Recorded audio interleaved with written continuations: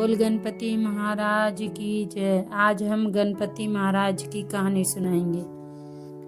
एक दिन गणपति महाराज बूढ़े इंसान का रूप धरकर आए और कुल्हिया में दूध और दीबला में चावल लेकर आए। कोई मेरी खीर बना दो, कोई मेरी खीर बना दो।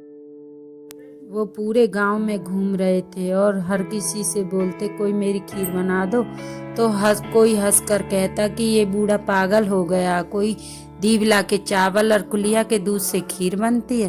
तो एक बूढ़ी माई बोली कि ला बाबा मैं तेरी खीर बनाती हूँ। तो बूढ़ी माई एक कटोरी लाई और उसमें चावल और दूध डालने लगी। तो बाबा बोले नहीं बेटा, जा एक बड़ी कढ़ाई लेकर आ। तो बूढ़ी माई बड़ी कढ़ाई लेकर आई। तो बाबा बोले कि मैं गांव में घूम के आता हूँ, इतने तुम खीर बनाओ। तो बूढ़ी माई ने खीर तैयार करी। इतने में बाबा गांव से घूमकर आ गए और बूढ़ी माई से बोले कि जा बेटा पूरे गांव में निमंत्रण देकर आ। तो बूढ़ी माई पूरे गांव में निमंत्रण देती है। तो कुछ लोग हंसकर कहते हैं कि ये बूढ़ी माई हमें निमंत्रण देने आई है, इसके घर में तो कुछ है नहीं खाने को, ये हमें खीर खिलाएगी। कुछ हंसकर कहते हैं कि नहीं, चल कर देखेंगे बूढ़ी माई के घर क्या है।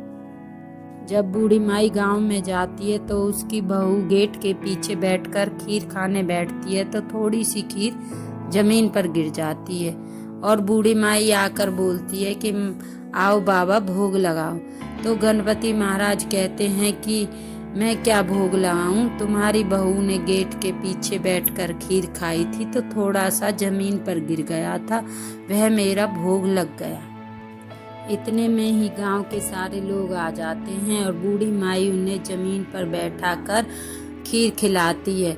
तो गांव के सारे लोग खीर खाकर बहुत प्रसन्न होते हैं।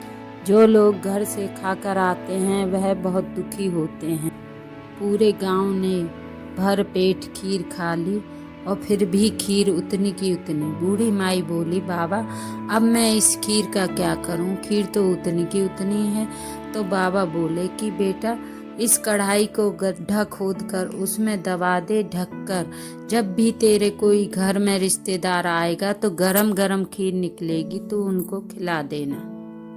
उसके बाद गणेश जी ने बूढ़ी माई को आशीर्वाद दिया। उसकी झोंपड़ी से महल बन गया और नौकर चाकर लग गए। जिस तरह गणपति महाराज बूढ़ी माई पर प्रसन्न हुए हैं, उसी तरह सब भक्तों पर प्रसन्न हों। अगर आपको वीडियो अच्छी लगी हो तो लाइक करें, सब्सक्राइब करें और अपने दोस्तों के साथ शेयर करें। Thank you.